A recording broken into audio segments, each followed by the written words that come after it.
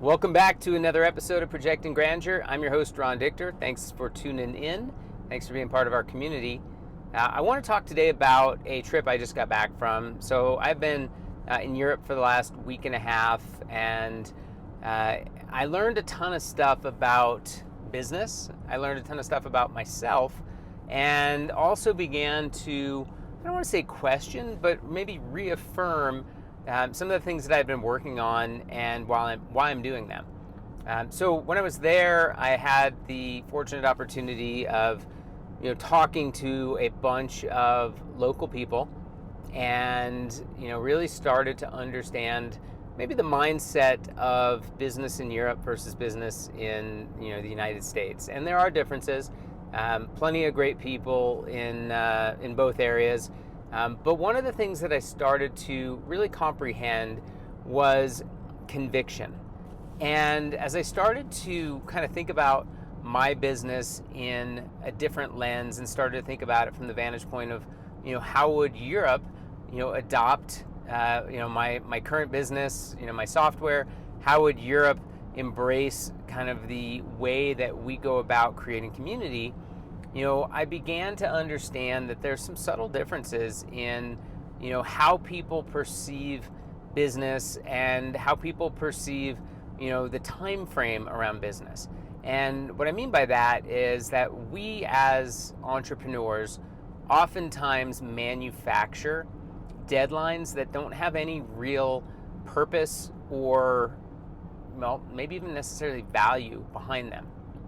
And when I was talking with some different people, I talked about some of my goals and, really what I was trying to accomplish with my business Six Pack. And, I got asked the question of what happens when you hit that goal, or where did this goal come from? And in full disclosure, I didn't really have a great answer to either of those questions. Nothing was necessarily going to change when I hit this goal, meaning I wasn't going to act differently. I wasn't going to conduct business differently. It was really a goal that I had set out to achieve because it was something that I had deemed in my own brain to be a target that seemed worthwhile. However, there was no real reason behind it necessarily, other than it was something I wanted to accomplish. The other thing that I started to realize is these time frames around, when we set these goals, what is the reasoning? What is the rationale behind these time frames? And I started talking about some of my goals and the time frames behind them.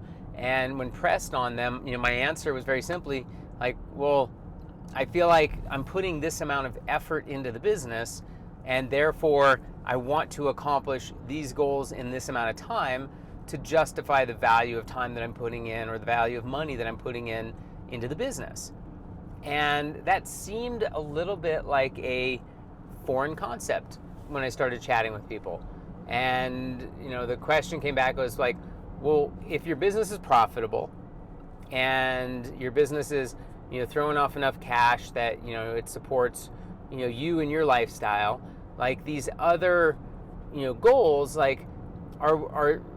are they just to make you feel good, or is there something that unlocks when you hit this goal?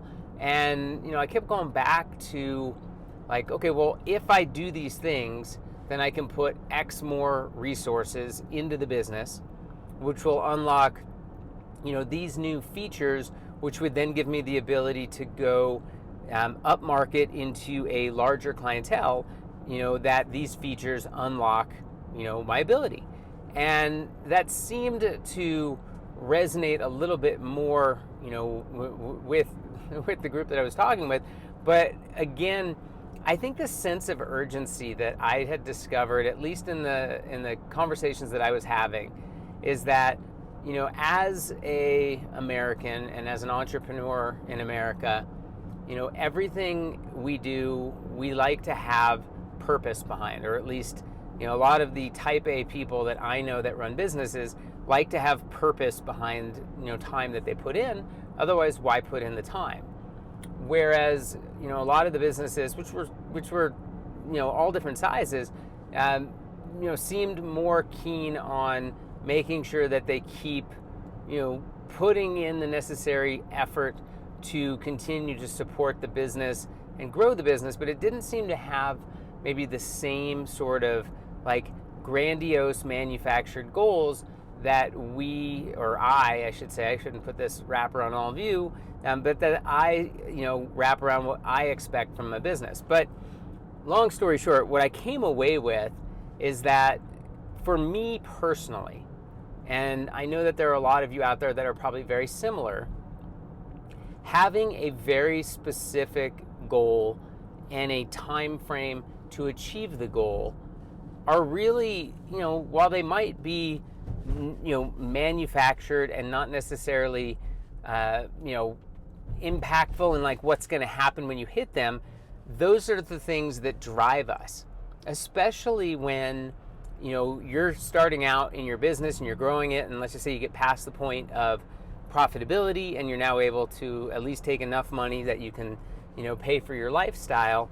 Like the next set of, expectations, again, especially if it's just you or a partner and you don't have, third-party money in there, it gives you the ability to really set personal, quantifiable goals. And I've said this before, you will hold yourself accountable more than, someone else, or somebody rephrase that. You will hold yourself more accountable to goals that you set for yourself than what someone else will set for you.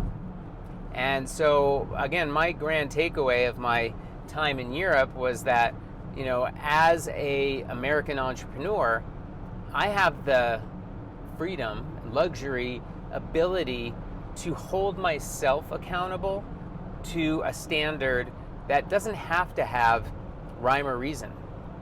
It doesn't have to have, a specific purpose as to, why I have this goal or why this is the time frame in which I want to hit this goal. I very simply can set these goals for myself because I want to achieve them.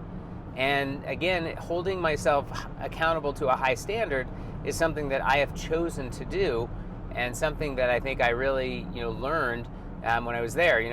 The sense of urgency, I think is different. And again, some of it is manufactured, some of it is just kind of self-induced. The way we think about, what our goals and purpose are. But that's the beauty behind being an entrepreneur, is that you can set and control, what it is you want to accomplish. And you don't have to have, the approval of someone else to, accomplish these things. You can just simply set your own targets, your own goals. You don't have to have justification on it. You just have to have something that you're driving for. And so the takeaway from today is really, as an entrepreneur, you're going to find that you have more freedom. It's kind of like, for those of you that went to college, it's like when you're in high school and all of a sudden you go to college for the first time and nobody's telling you have to go to class. No one's telling you you have to wake up at a certain time or make the bus or do any of these things. Like, you can genuinely do whatever it is that you want to do. But if you don't do those things, like going to class, then you're going to fail. But nobody cares. It's your job to hold yourself accountable to those goals. And I think that's the beauty of being an entrepreneur, is that you set expectations for you, and you set the urgency in which those expectations are going to be met. So again, the takeaway for today is know your goal, know your time frame to achieve the goal, make sure it's something that's a stretch but realistic, but really hold yourself accountable to them, and don't let anyone question why you have these goals. They're your goals because you said they're your goals. So go achieve everything that you can and make sure you make yourself stretch to get there. Hope you find this helpful. Thanks for tuning in. Please don't forget to like and comment, and most importantly, please share. Share this with somebody that you think might benefit from it. Have a great day. Take care.